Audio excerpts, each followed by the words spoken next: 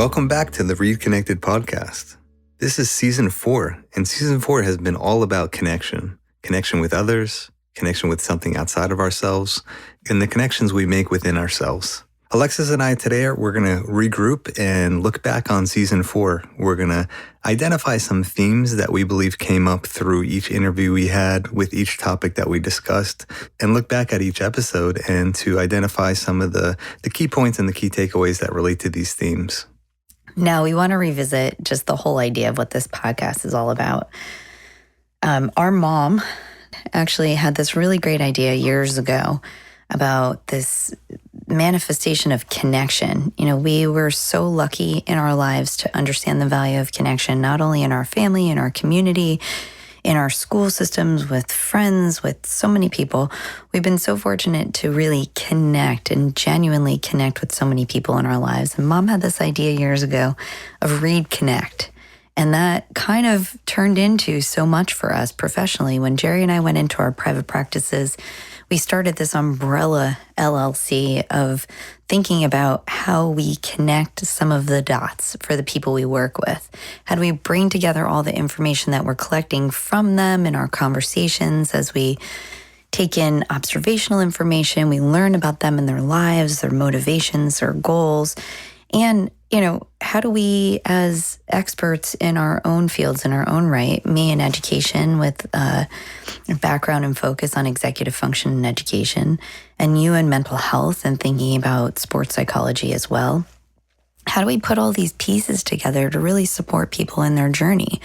And, for those of you who have been listening to the podcast for a while, you might already know this, but we've been wanting for years to figure out the best way to give back, not only to the people we work with, but also to the broader community.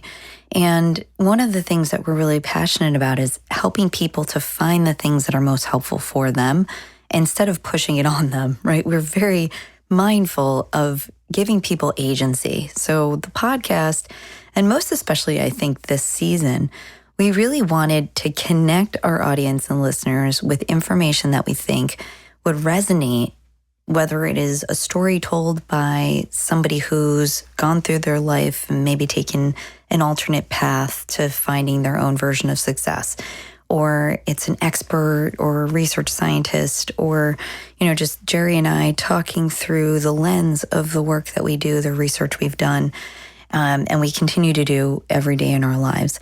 We wanted to make sure that we're providing information that help you connect a little bit differently with yourself and the outside world.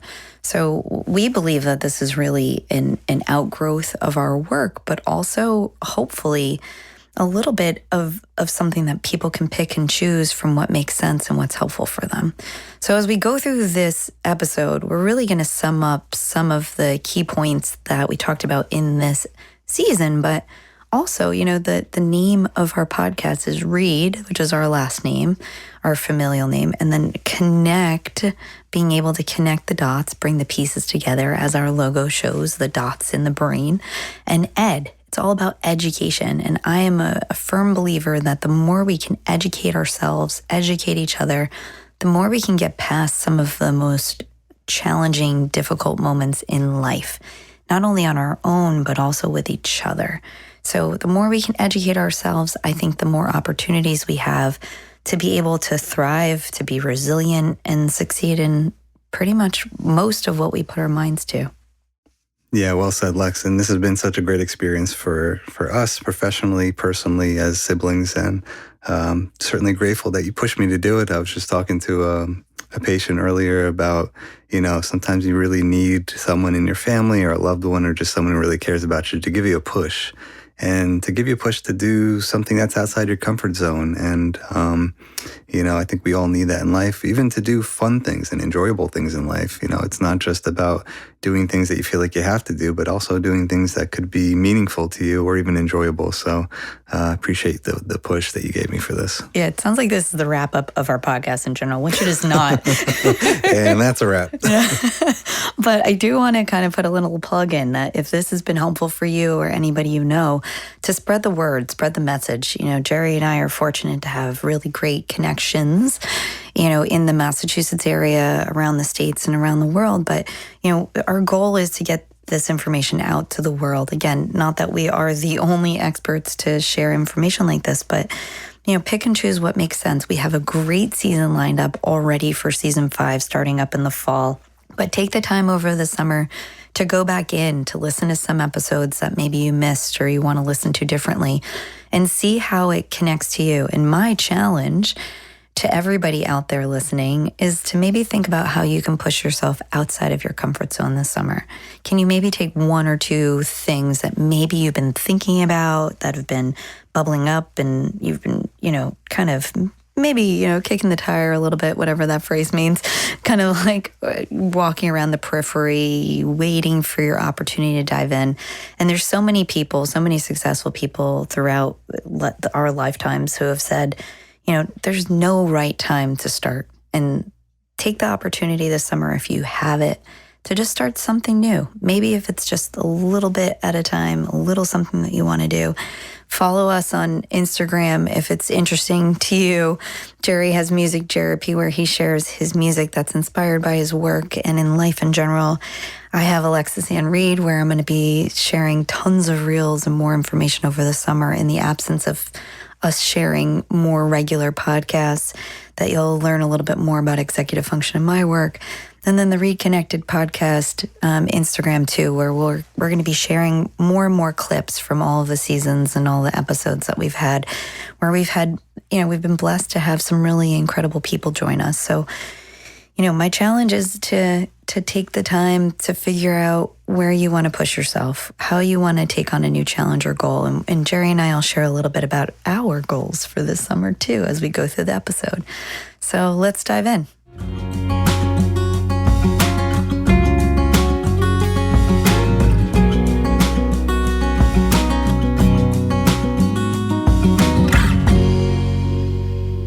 Well, Lex, this season, we often talk about being present, and it's almost like the anchor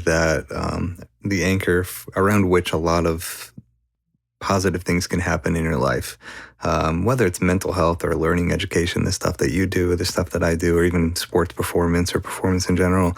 Being present really has become such a foundation to a lot. There's actually even, there's a lot of therapies that have been created with the idea that being present is kind of the starting point. It's the starting point for engaging in therapy and having a positive, thoughtful, engaged in a relationship with the patient and the therapist, between the learner and the teacher.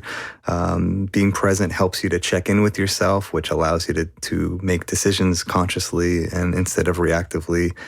Being present is related to being more creative, being more open, and having more positive experiences as well. So, I think, we had a whole episode in season 3 about being present, which you can check out. But I just want to highlight some of the themes of how people talked about being present as kind of a foundation for all these meaningful experiences they have in their life, about connection, allowing connection to happen.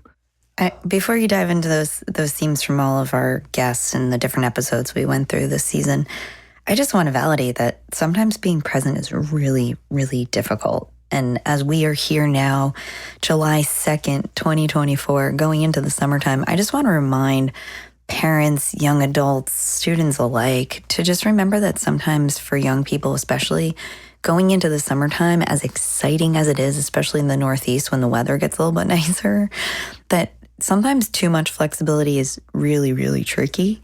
Right? And when we change our structure, we change our schedule, we change our routine, it might be difficult to be super present, or maybe it's hard to sit with whatever is coming up for you in the present moment. So as we go through these themes, each one of our guests in different ways have talked about both sides, as we tend to do on the podcast, right? We try to hold space for both sides of a situation, as many sides as we can consider, as we're thinking about different aspects of life, especially one of the challenges, which sometimes is to be present. As simple as it sounds, it's sometimes one of the most difficult things to do. Yeah, no doubt.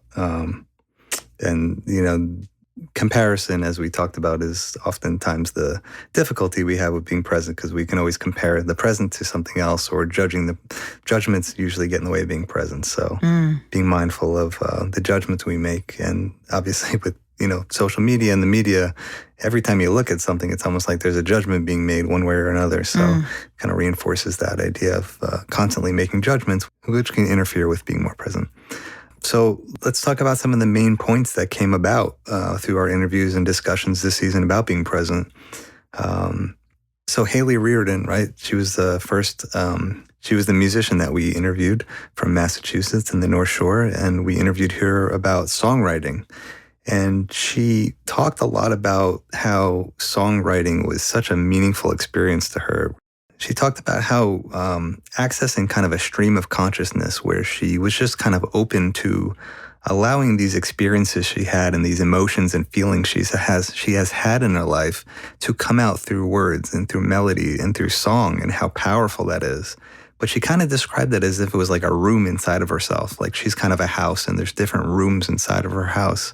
And she always wants to try to access that. And she said, as she got older, sometimes it could be harder to access that because of, as we just talked about, judgments and different opinions people have and different, self-consciousness and perfectionism that can get in the way of just being present and being open and allowing that aspects of ourselves to come out through our consciousness that may be unconscious, that might be not easily accessed.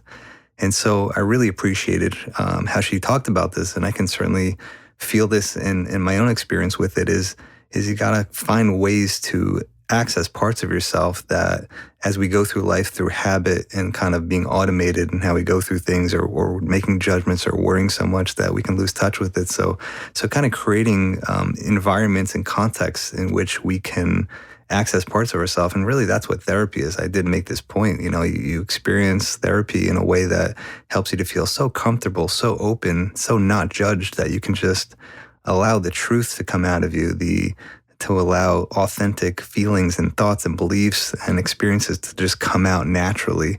And so much of that is the metaphor I used about songwriting. And Hayley really exemplified this in such a beautiful way. And her songs are just so beautiful that really, give credence to how important this is.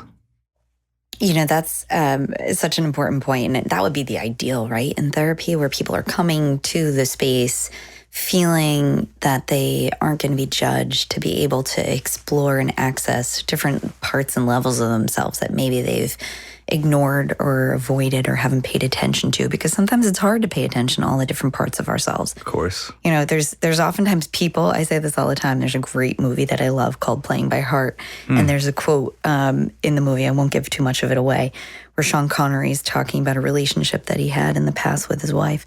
And he said, sometimes when I look at that person, they reminded me more about who I was. They made me fall in love with myself again because I lost sight of who I was.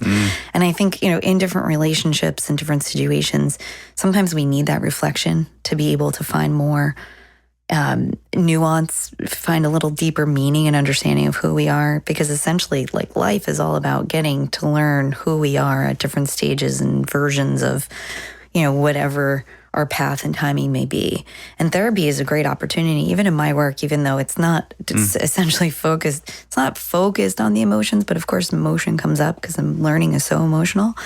But it's really about learning and understanding who you are so we can get to this point of acceptance. And that's why I think people love music so much, because in movies and other media and entertainment, because they can often see parts of themselves in the songs, parts of themselves in a character or a story, whatever the story may be, whatever the mode of communication might be.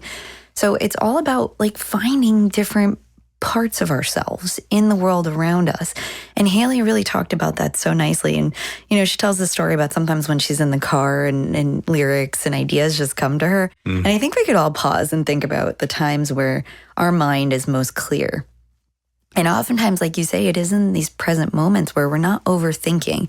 In my work with educators and parents especially, I always talk about, for individuals who have a hard time with attention or executive function skills, that we need to pay attention to the environment and try to quiet the excess noise. And when I say noise, it might be auditory sounds, but it might also be too much stuff on the wall, too much light, a temperature sensorially that maybe feels uncomfortable. All these different aspects of our environment that can impact us from just being in a moment. And Hayley really tapped into that when she's thinking about her creative mind and when she accesses that room or whatever that space may be. And there's some really great neuroscience research around this, that when we aren't just in goal-directed focus mode, which we also talked about with Gloria Mark, right, in the attention episode, when we're not just super goal-directed and trying to accomplish tasks, it gives ourselves a little bit of space and room to kind of, let the creativity flow. And as long as we're not ruminating and overthinking or getting too ahead of ourselves or judging ourselves in a moment, sometimes that's where the beauty happens. Yeah, 100%. Oh, as I said yesterday to you, like maybe we should stop using the phrase 100% and say, maybe be a little more accurate and say, how about 85%? Yeah, 85%. That's another challenge for our listeners. Instead of saying, yeah, 100%. Is it really 100%? I always joke. I mess with you sometimes too, Jared, where I'm like, is anything 100%? And like, come on, we've done research before. We're statisticians in some way from the past, at least in our graduate studies, that we know nothing is actually 100%. So maybe you're right. Maybe it's not 100%, but it's close. Yeah. Yeah, that's good. And I like to say this too. We talked about this in the perfection episode. I think it's related, is if you're constantly feeling like you're not enough or things are not good enough in terms of your life or how you compare to other people, or, keeping up with the Joneses, or what is the show called? Keeping Up with the Kardashians. Oh, yeah. Wow, you went there. I didn't expect that from you. I'm surprised I know the name of that. But whatever it is, the flavor of the day in terms of like what is the best, whatever it is. Perception is everything, right? Perception, yeah. Mm-hmm. And, Mom says it all the time. Perception is everything. And if you always feel like you're never enough, and, I wrote the song Love Yourself Too to exemplify this. Love yourself too. Because if you don't learn to love yourself, you're always going to feel like you're not enough, and therefore you're not going to be present. And if you're not going to be present, as we're saying, you're going to have a hard time accessing these parts of yourself, being creative, learning about yourself. So, I think at the core fundamental level, learning to be accepting and loving of yourself unconditionally. And that's not to say you become complacent. It's not to say that you don't work hard. It's, there's nuance to this, but I think the more that we can feel secure within ourselves, the more we can be present. Like for Hayley, right? If she didn't feel like it's okay to write music, if she didn't feel like it's okay to commit to that and to feel like this is part of who I am, I have to do this. She did say that when she was younger. She's like, I just wrote songs. It felt so genuine to her. It felt so comfortable. Like if she didn't feel like that was okay, like she can do that, and she talked about her family supporting her to do that, she may not have done it. She may not be where she is right now, writing these beautiful songs. And that goes for everybody, not just if you're a songwriter, but if you can feel like, okay, I love myself for who I am, and, my life may not be perfect. I may not be perfect. There could be challenges. There's things I don't like, but I'm going to still try to love myself and my life, and therefore I can be present and work with it and make the best of it. And by being open to what's possible. And, the theme of this season really is that when you're present, you're more open to what's possible. It doesn't mean you have to maximize everything and become like obsessed about maximizing everything, but you be more open and present. Like, Mark Ravin from Herb Chambers, BMW, Mini Cooper.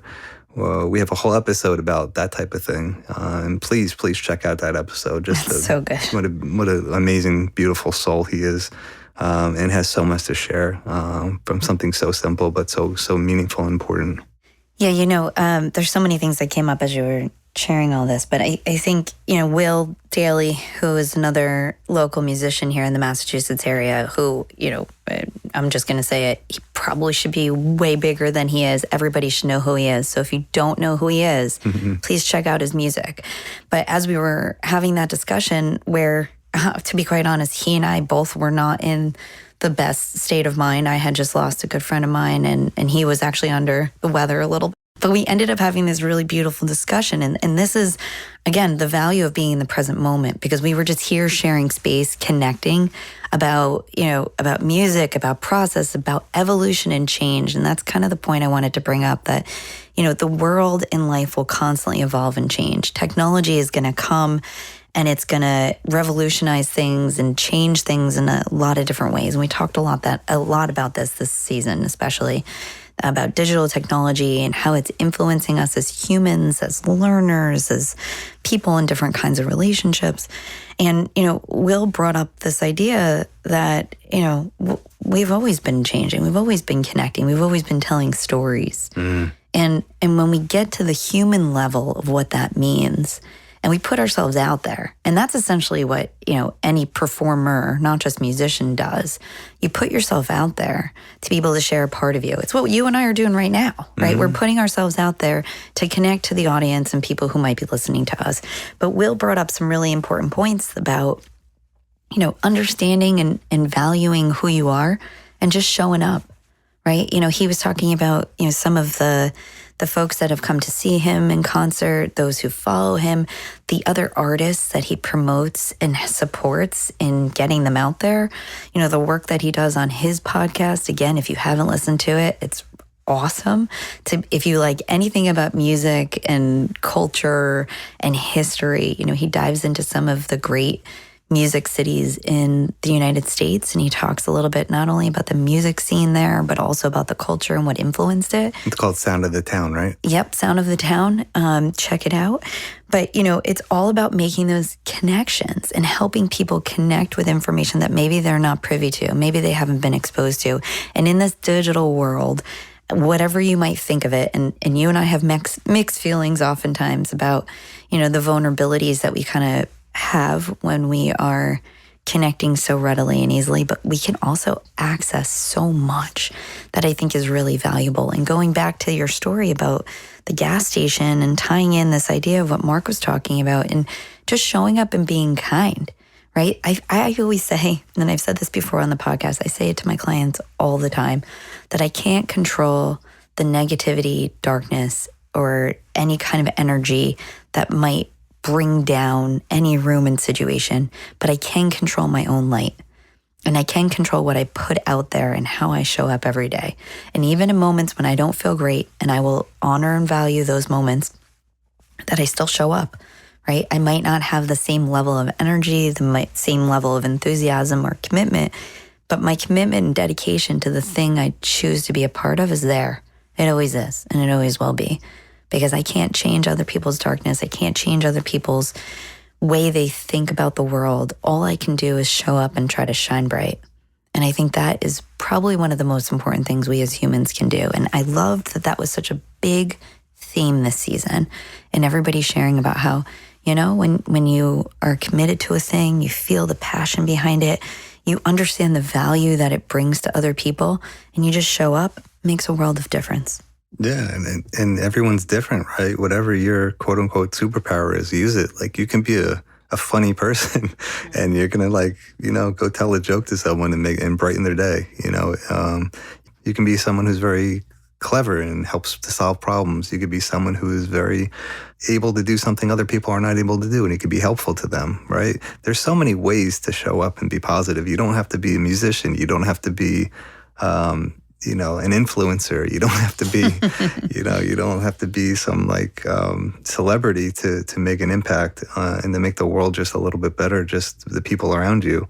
At the end of the day, we're going to live, we're going to die. And, these relationships that we have and the people that are around us, that's a lot of times what we have the most impact over in terms of what we can do to make things better.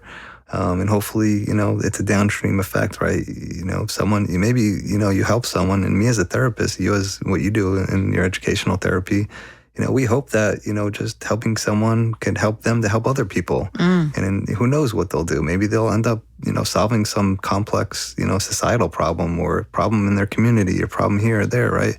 We hope that that's the case. That's the ideal version of this. And, we don't try to think we can control, things in life. Certain things you just can't control, and you just try to do your best. But I think if you can find what your role is and find where you fit into making things better, more positive, certainly figure out what that might be. And it's different for everybody. There's a reason people are different, Thank God people are different.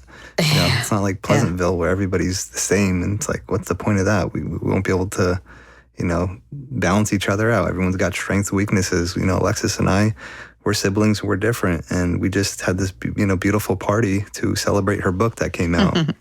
And just really nice people showed up. to show support and to have a good time. And, one of the things I said to everybody, I said, the yin and the yang are different, but they need each other and they balance each other out. And I do feel that Alexis and I are like that. We do need each other. And over the years, we've learned to grow into our relationship as siblings, professionally, personally, as family. And it's one of the most beautiful things that I can say has happened in my life, because we have, a wonderful relationship to make that work.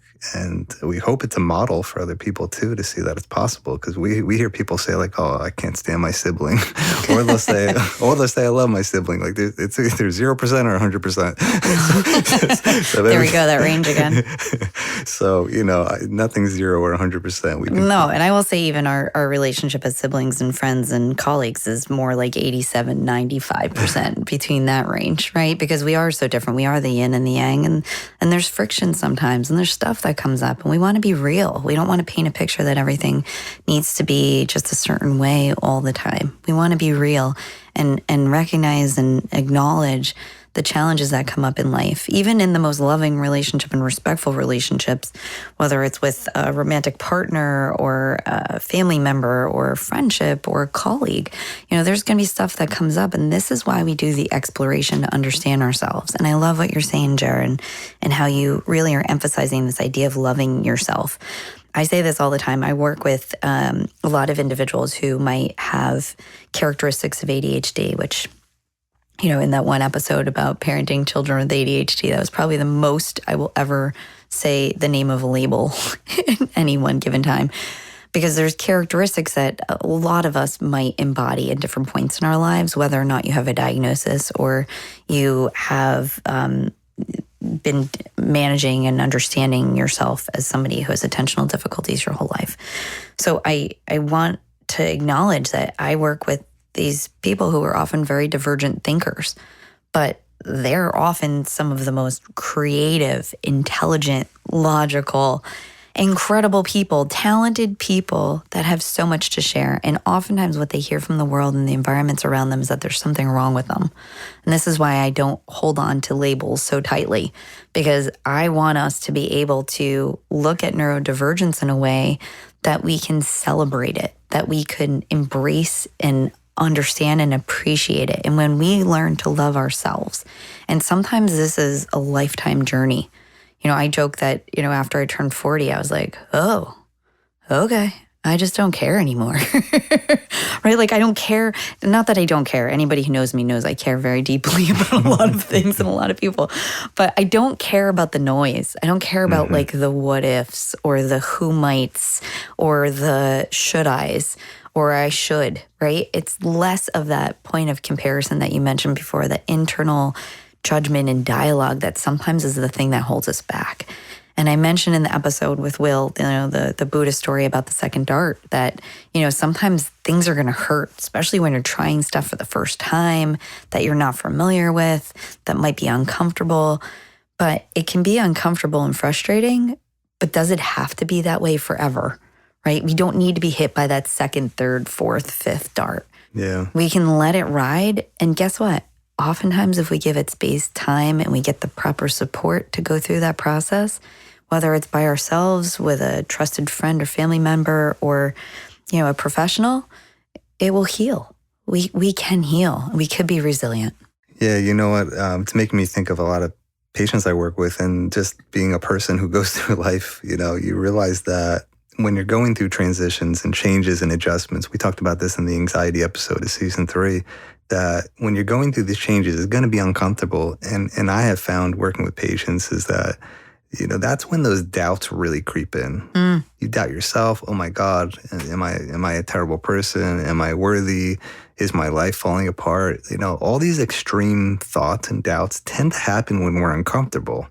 And my job as the therapist, I have found, is that, people are going to come to me, and maybe they were even like they took a break from therapy because they're doing okay, and then some big transition happened, they come back, or even if they're just going through therapy in general, my job is to help to remind them, oh, you've been through a big change like this before. Do you remember when you started to have these big doubts about yourself, about life, about relationships, and then everything kind of just worked itself out because we kind of worked through it together? That's really grounding, really important. And to the season's theme of connection, I guess our entire podcast is about connection, as you pointed out.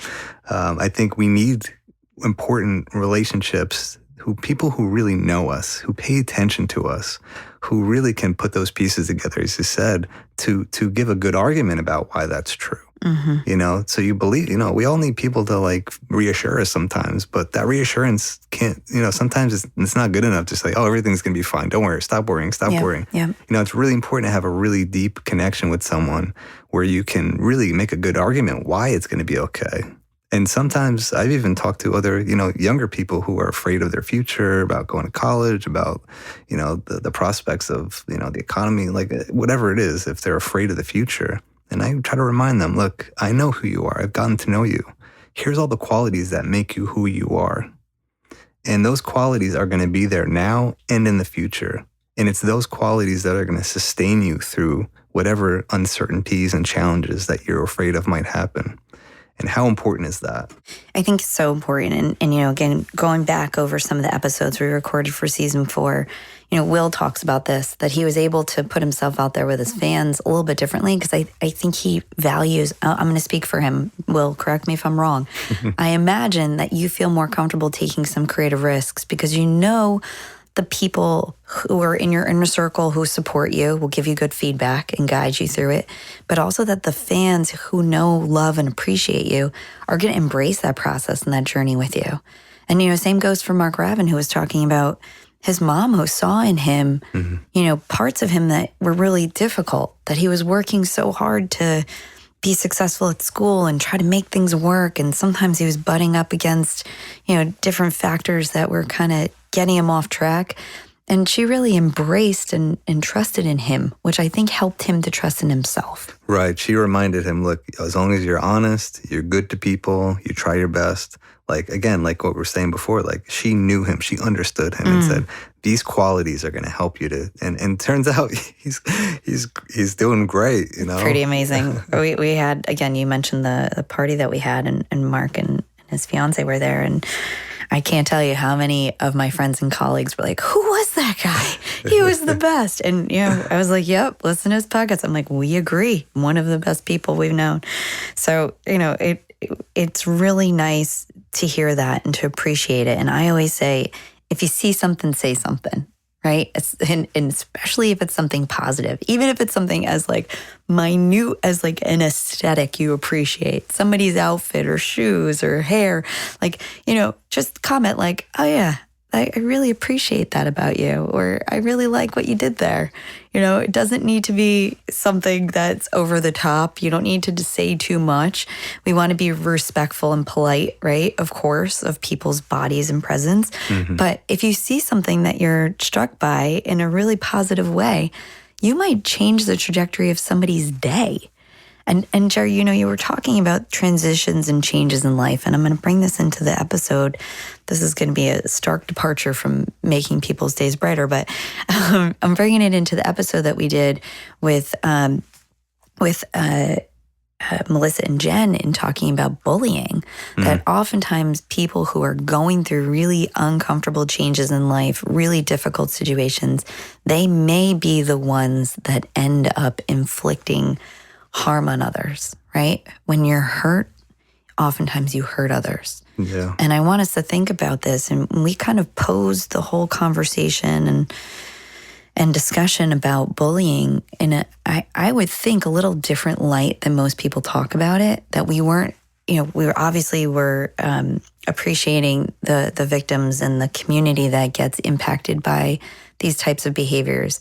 But we also kind of put a lens on the bully themselves to think about what might be some of the factors that could be impacting the behaviors that are coming from an individual at a certain point in time. And you mentioned these changes, these difficulties that might come up in life and how that might change a person's behavior to act out in a certain way. Yeah, I mean, if you're hurting, right, that's pent up energy. And if you don't have a way to heal that or to work through it or to feel supported through your own pain, like that pent up energy has got to go somewhere. If you want to just use it as a metaphor, right? It's like a boiling pot. Like you put the lid on the top, it's going to boil over, right? And it's going to burn someone. And so, I did write that song, Hurt Hearts Hurts, which is what you just said. When you're hurting, you can hurt other people.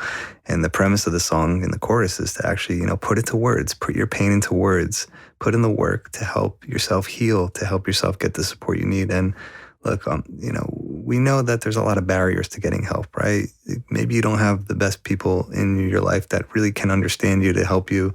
But take that first step. It could be, seeking out a therapist. It could be talking to someone in your workplace. It could be someone in the school system, wherever it is in the community, just start and kind of explore, right? And when you're looking for help, you may not find the best fit in the beginning, but you can get a little support from someone, or maybe a different type of support from someone else. Sometimes it could be a piecemeal form of support.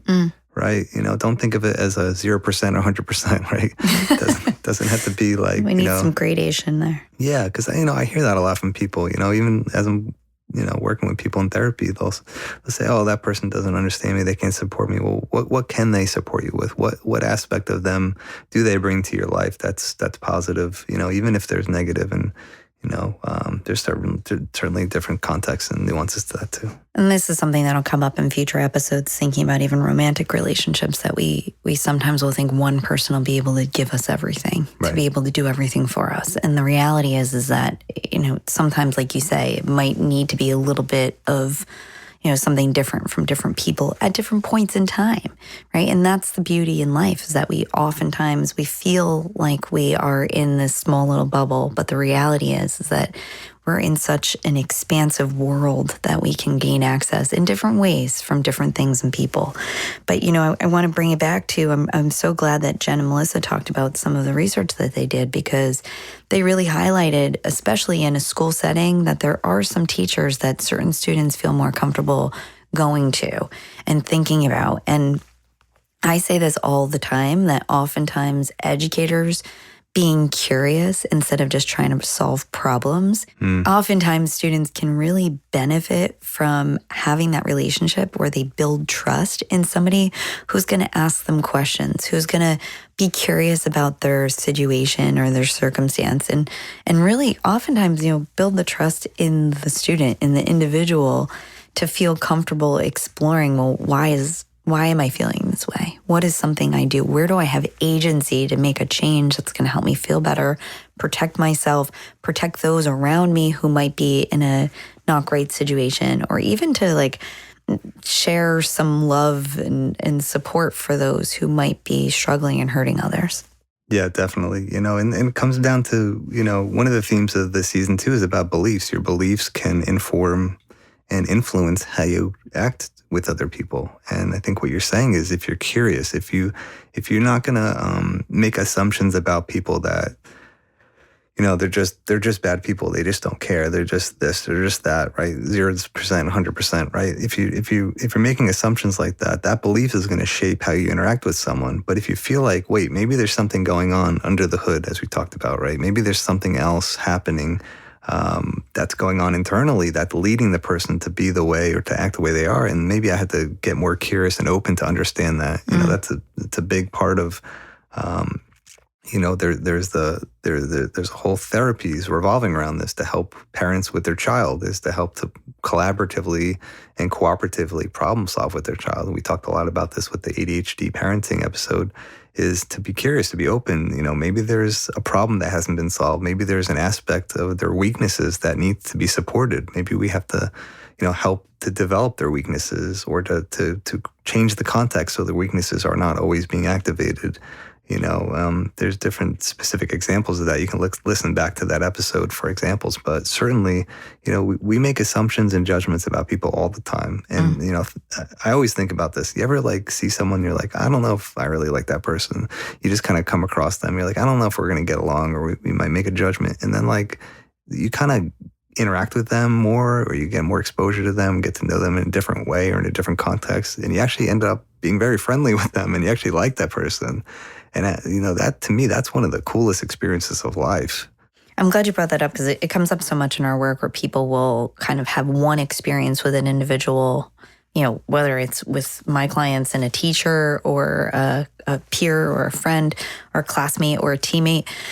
And sometimes that just colors our entire experience with them, just that one encounter. We could talk a little bit more about like openness as a personality trait that helps you to kind of take in information and not be so rigid, black and white, all or nothing, 0% to 100%, right? We need to think about the gradations. We need to think about the gray space to be able to see that there's different parts of people, different parts of experience, circumstances in life. Right. And you can even influence the reaction you're getting from someone, right? Like, let's say, you're in a situation with someone and you're the one making a judgment against the person, or you're worried that they're judging you, and you're all like wrapped up in worrying about judgments, and then you kind of acted a certain way towards them that's a little bit off-putting, and then they don't feel like they can connect with you, or maybe they're a little hesitant to interact with you because you're so on edge or so defensive or so vigilant, so like it goes both ways. And, as we're talking about connection, I'm not exactly sure how we got here, but,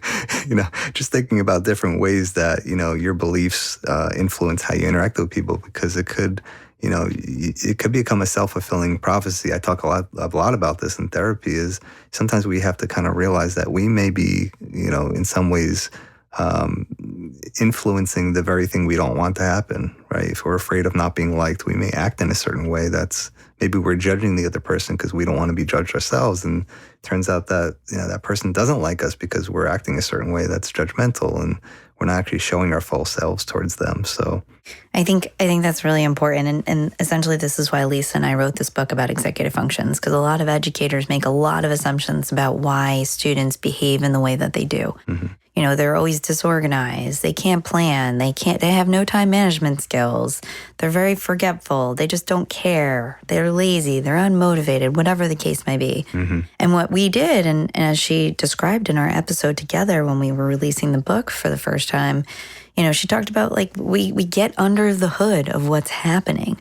We really think about some of the neuropsychological factors that might be impacting a student at any given point in time.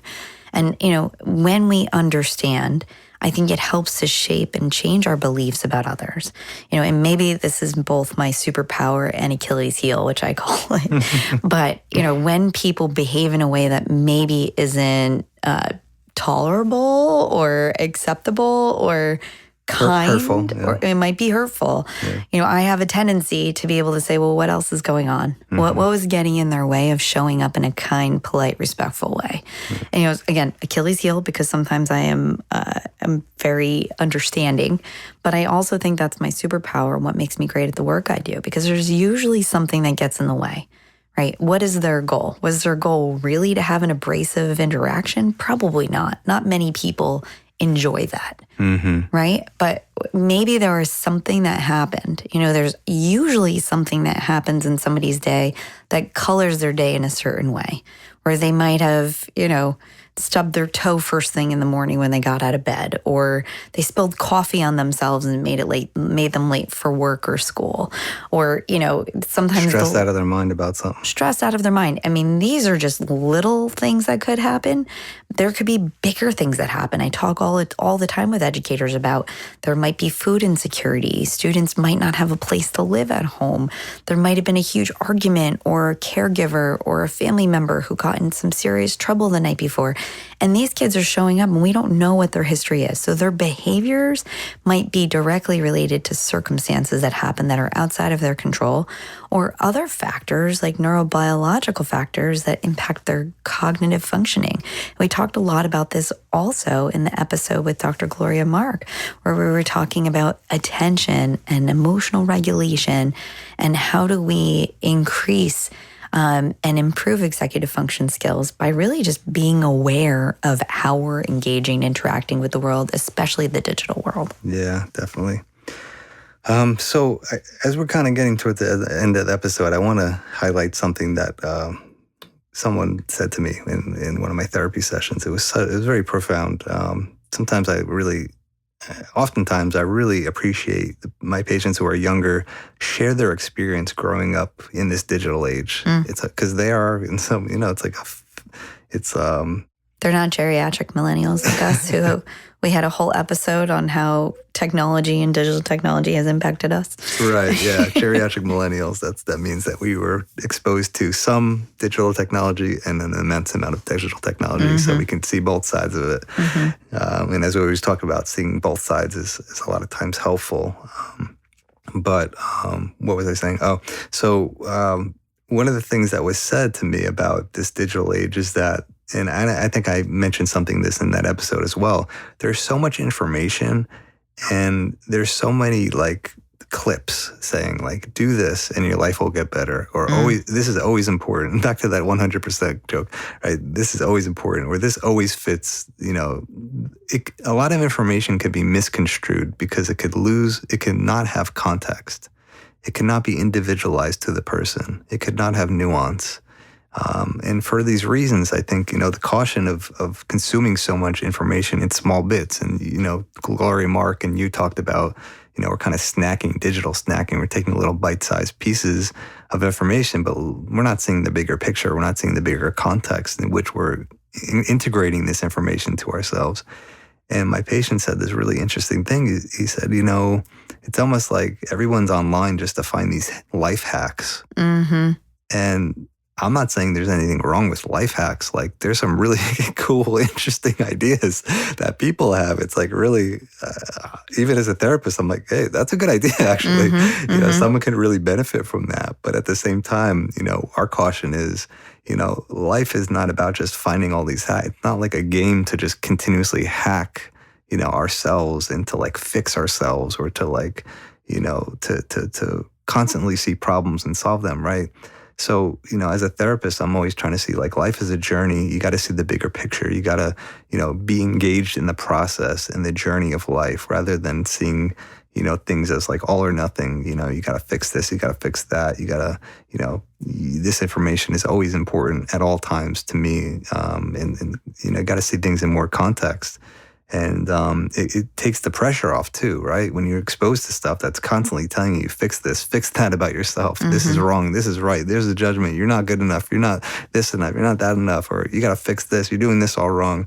That's overwhelming. I cannot imagine being a kid growing up, seeing all that stuff. And I'm not saying everybody's trying to do that. Or I'm not even saying that it's always like this on the internet, but there's certainly times when people can be exposed to these types of messages. And there's a lot of people trying to sell a lot of things right now. Right. And it is what it is. There could be a lot of useful stuff out there. But, our message here is like, sometimes having a really good relationship with someone who really understands you, knows you, understands the context in which you live and have grown up in, and the relationships you have, your strengths and your weaknesses, all the nuances of your life and you. That's really important to have when you're trying to navigate understanding yourself and understanding how to navigate life. And it's not always as simple as like, let's just find all these life hacks and like, upload them like in the Matrix. Let me just like plug this into my brain and like take all these new life hacks. Well, I think, in education and in my work, and I try to be careful about this. This is why I didn't specifically talk about to increase and improve executive function skills. These are the things you have to do. Build the toolkit, have the backpack full of strategies or whatever, because life is constantly changing. Context impacts what we need at different points in time. And any given day, you might need something different, right? So even the person who knows you so well, they might not know exactly what you're experiencing in a moment, right? So I think you're saying is the connection piece, the conversation, helping people to better understand that life is an evolving, changing thing for everybody. And we need to accept, appreciate, and understand that, because, there's different chapters and seasons in life. And I really love some of the cultural nuances in the Japanese culture. And there's this idea of kaizen. I hope I'm saying it correctly. There's actually a book that's on my list for this summer to read called Kaizen, because the whole idea is about improvement, but only like 1% improvement. It's not like I'm going to totally change and revamp my life. It's like, what's one thing that maybe I can focus on today or this week or this month, this season of my life? Because we all have different seasons. And I've mentioned this before, that we don't really pay attention to how our environment shapes and changes us until we realize that we've changed or something's happening or something feels uncomfortable. But, just as the seasons change environmentally, especially in New England, there's stark differences. Well, not as much now, but between summer and fall and winter and spring, those aspects of life also impact us, how we sleep, how we interact, how much we're getting outside. What we think. What we feel. Yeah. What we feel, all the things. So even when we have this set of skills that we think work well for us and this whole idea of biohacking, there's a lot of things that are really, what we know right now are scientifically proven. But there's been a lot of scientifically proven things over the years that have shifted and changed. I was talking to somebody this weekend about how, back in the day, this was good for kids, but now it's not, right? And things are constantly evolving and changing. So we don't want to get too hooked to any one thing. But the thing that we are advocating for here today in the season and in this podcast is it is really helpful to get to know yourself and to become a friend with yourself. Loving yourself might be an ultimate goal for you, but that's also difficult to do sometimes. But we can share appreciation and compassion for ourselves in a way that hopefully, like the idea of Kaizen, helps to move you forward, even if it's just 1% or 0.5% at any given time point, that you're evolving and changing because life forces us to do so. We think about the lifespan and developmental trajectories, different points in our life, we have and need and use and do things differently. Me right now in my early 40s, I will say it, I'm proud to say it. My body is not as strong as it used to be. My back hurts way more than it used to. I don't sleep as well as I used to. Like, those are things that maybe there are little hacks that I can improve, but will it go back to the way it was when I was in my 20s? Probably not. Will I sleep, 10 hours like I used to when I was a teenager? Probably not. If I do, I'm probably pretty sick and need to rest. But I need to pay attention to all of that. And we need to pay attention to that in ourselves. And we hope that these episodes are helping you to do that, to find a little bit more about yourself. And I want to just go over I have like a million, no, maybe not a million, probably at least like 40 different points of connection that I think we covered in this season. And I'm going to just share a few. And then 40? I'm not going to share all 40, don't worry.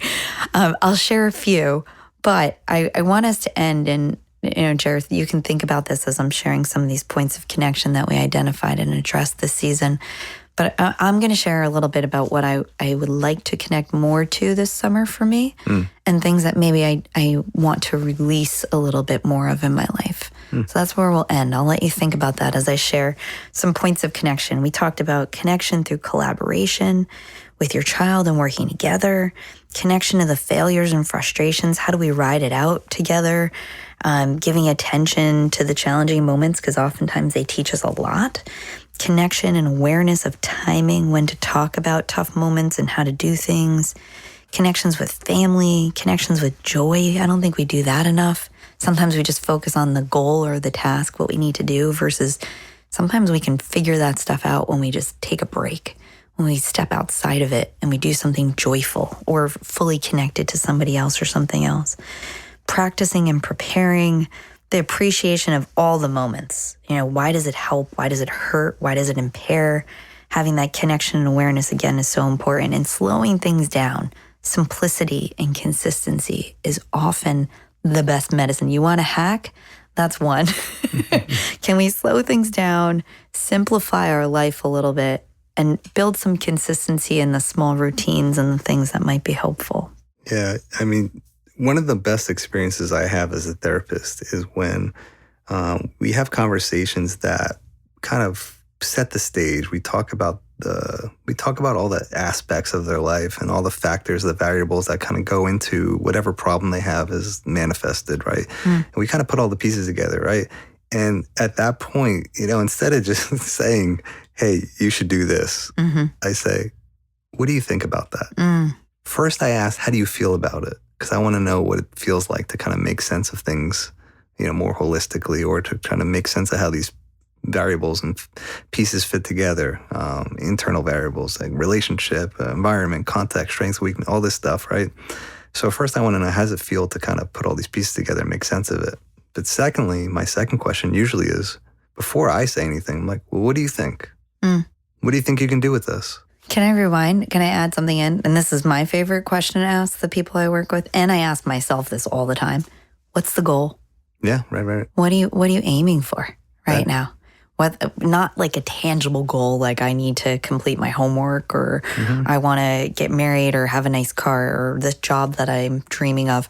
Like, what's the goal as in, like, what are you trying to achieve right now? Are you trying to gain clarity? Are you trying to understand someone better? Are you trying to just find joy and peace and simplicity in your life, especially going into the summer? Yeah, and the reason that I ask these questions is because to what we were saying before, therapy is not about hacking. It's not like a life hack. It's actually about the journey. It's the process. My hope is that the person leaves therapy being so aware of themselves, so much more aware of themselves, right? It's never 100%. It could be 75%. but even 35% would be okay. Oh, it's unbelievable, right? Awareness is so important. And I love when I have, patients come back and check in with me and they're like, it's almost like I remember our conversations. So when I'm in this situation, I remember talking about that. Like, that really fills my cup when I hear people, even when patients come back the next week, they're like, or like a month later, they'll have a session and we'll look and they're like, I think like maybe a month ago you had mentioned this or we were talking about this. Like, wow, that's therapy when things get internalized, right? It's kind of like, even if it's only 1% of your conversation that gets internalized, that's pretty powerful. Right. And it's a process for that to happen, right? If I'm going to start therapy and just say, hey, you need to change this, you need to change that, like there's going to be 0% that's internalized, right? Unless they like that, unless they like some people will respond to that, but there's a lot of shame that comes up from, oh, wow, I'm not doing any of those things right. Right. And people need to be motivated internally to make changes. A lot of times they have to want to, they have to understand why and make sense of it and feel supported while they're doing that. And even through these ups and downs, right? Which is also why family therapy is helpful because it helps the family members to be part of that process. There is going to be ups and downs. There is going to be troubleshooting. You're going to have to communicate and repair things and work things out, right? And remember that you respect each other and love each other and make that the highest goal, right? Highest priority. So all that being said, right, living in the digital age, we do think this is important, and Alexis does this in her work through learning. She wants people to become expert learners. She doesn't want people to just memorize things, but to kind of learn how they learn, understand themselves as a lifelong learner. And for me, it's very similar to about therapy. So, that's really kind of the closing remarks I have about, this season and everything we're trying to really, our mission for the ReidConnect podcast and what we're doing in our work together. We hope that that's helpful for the audience. So you don't want me to go through the other 35 bullet points I have? And I'm just joking. But I think one of the big takeaways is that everything is nuanced. There is no one answer to anything. And if you find the answer, it might be like a little different version of it the next day. And especially when we're working with other people, when we're interacting with other people, there's so many variables and factors that impact how we show up. But the thing that we can control is our own exploration of ourselves, right? That the thing that we want to be able to show up with, the light that we want to shine. And I know it sounds a little cheesy, but I truly believe that. And I think if more of us can start recognizing and realizing the things that we bring to any situation, it's probably the most profound and impactful thing that we can do as humans here. So, okay, as promised, my goals for the summer are multifaceted. I'll just share a couple little ideas, right? So for me, and I hope you all can, if you're into journaling, you can journal this. If you're into talking about it with your therapist or your friend or a squirrel running by when you're in the park, whatever, share. Squirrel. Share the things. What movie was that? Madagascar. Madagascar, yeah, probably. Lots of movies. But think about the things that you want to connect to this summer, right? Whoever and whatever you share it, whatever way in which you share it. The things that I want to connect a little bit more to myself is creativity, my family and friends, which I'm blessed to have started. I just want to give props to everybody who's been supporting us with the podcast and with the book and our work. There were so many beautiful people that came together and so many more that wanted to be there 2 weeks ago. And it was, I still am at a loss for words, and you all know I have a lot of words to share. But it was such a beautiful thing. So many incredible people who genuinely were there to not just support us, but to support the mission that they are also on together to help and support others. And there was a beautiful manifestation of that. So thank you all for being a part of my world. I'm really grateful for that. But I, want to continue that throughout the summer. I want to connect better to myself and my own body and getting healthy and listening more to my own body and heart, right? Following what's needed. Do I need to rest? Do I need to pause? Do I need to just take a step outside of myself? Do I need to go for a walk? I, as I've said before on this show, and I'll be very honest, I get very wrapped in the flow of my work. I love what I do, and I am so blessed to do it. And it's very easy for that to become all-consuming, probably for many different reasons, but mostly because I really genuinely love and appreciate what I do. But I need to also, walk my talk. I'm a big fan of that, and I'm very honest about that. I won't support my people I work with unless I'm doing the work myself. So this summer, I want to get better at doing that. The summer is always big for me in connecting to music and live concerts. Newport Folk Festival is like an extended family I can't wait to be a part of in a couple weeks. It's something I look forward to all the time. And, whatever it might be that comes up in the world, new connections, new people, new creative ideas. My goal for the summer is to pick up a guitar again and try to start practicing and learning, improving my Italian skills, right? There's a lot of things on my list. And guess what? Do I intend to do all of those 100% of the time and work to be an expert or master any of them? Probably not. My goal is just to create space for the things I care most about. And that is hopefully my point in connection. And my disconnection, I have to say this, Dr. Mark, this one's for you.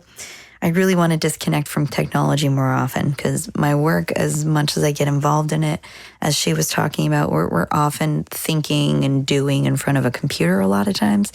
And I want to create more space from that. What's funny? I thought about this maybe 2 years ago. I was like, people are on their computer or technology all day for work. And then they come home and it's like, man, I just need to relax. I need to unwind. I'm going to go on another screen. It's so true. And they're like, oh, I want to take a break from my phone.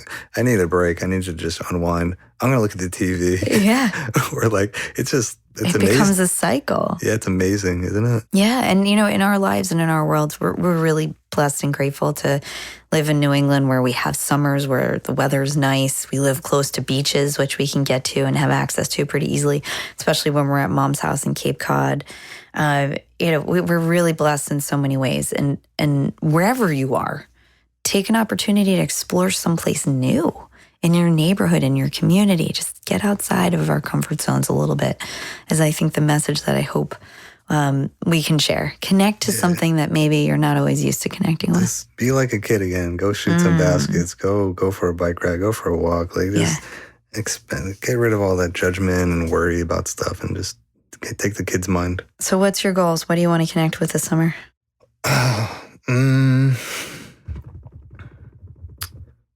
Drum roll of your own? I want to look to the end of the summer and work backwards. And I want to say, did I do enough to really just embrace the summertime? Because there's something very special about summer for me, about being by the water, the fresh air, the warmth, even the nights, just kind of wearing a sweatshirt when it's not cold, not hot. To me, the little moments like that really are amazing. And so you don't realize, when you're in the winter and it's the dead of winter and it's you're walking. Especially in Boston, I will say. Yeah, your body actually gets a little more tense when it's so cold, right? And just something as simple as that is important to me. I love the warm weather and I try to embrace it. So for me, it's just, the little things, just appreciating it. And if I have a chance to go do something different, maybe you'll encourage me to get outside my comfort zone and try something different. It's usually what I do. And, meet some new people, just be friendly and just make it like that. Because, you gotta, I think for me, as we get older, you always made fun of me for wanting to get older. No. Made fun of or being confused by it. Same thing. Jerry couldn't wait to get his first gray hair to turn 30. No. You're like, yeah, can't wait. No, not the gray hair part. Okay, maybe not. Okay. There's something about being older. You alluded to this earlier. You just care less about, petty things or things that are, worrying about things that you end up not having to worry about in the long run. So just really just enjoying it and making the best of just appreciating whatever I have and not making judgments about things. So with that, I'm going to conclude, and maybe, Jerry, you might have to help me with this because I'm probably going to get choked up, but I really want to dedicate this season of connection to, I'm going to start crying, our friend Andrew Rosario, who passed away this past winter at the beginning of the season, who we were blessed to have come in here last fall when he was visiting with his son. We went and visited his kids and my best friend Marilyn over Father's Day weekend, and I'll share part of the story and you can finish it up. Asher, who is a rising third grader, Andrew's son, was looking outside. And as soon as we showed up, the sky got really dark and it started to rain. And I heard a whisper in my ear. It almost felt like it was Andrew being like, it's about time you guys got back here. And I was like talking to him in my head for whatever it's worth, whatever you believe, that brought me some comfort to have that moment kind of with him, even though he wasn't there with us physically.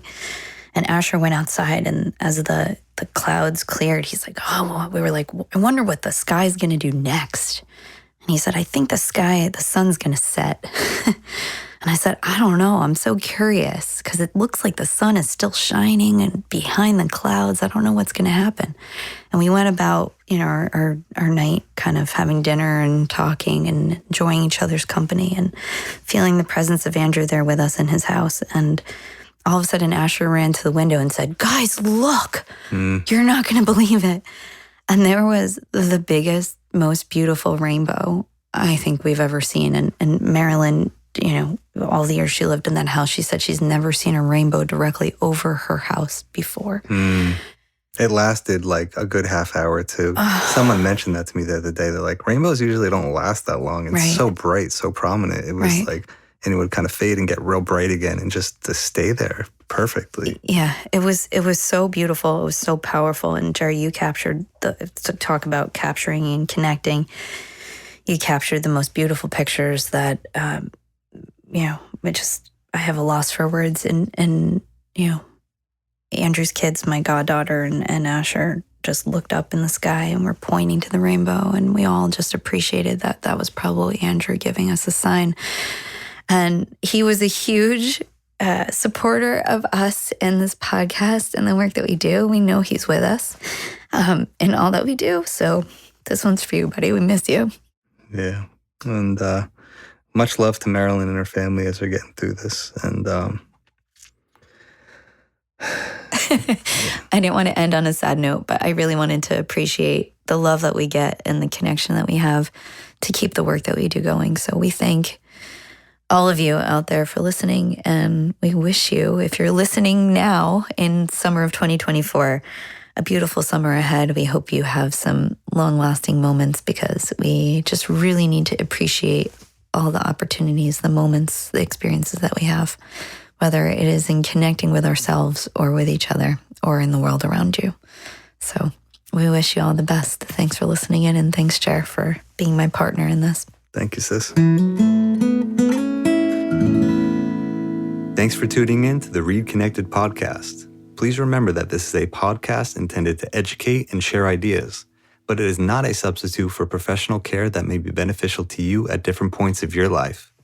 If you are in need of support, please contact your primary care physician, local hospital, educational institution, or support staff at your place of employment to seek out referrals for what may be most helpful for you. Ideas shared here have been shaped by many years of training, incredible mentors, research, theory, evidence-based practices, and our work with individuals over the years, but is not intended to represent opinions of those we work with or who we are affiliated with. The ReidConnect-Ed podcast is hosted by siblings Alexis Reid and Dr. Gerald Reid. Original music is written and recorded by Gerald Reid. Editing and recording was done by Cybersound Studios.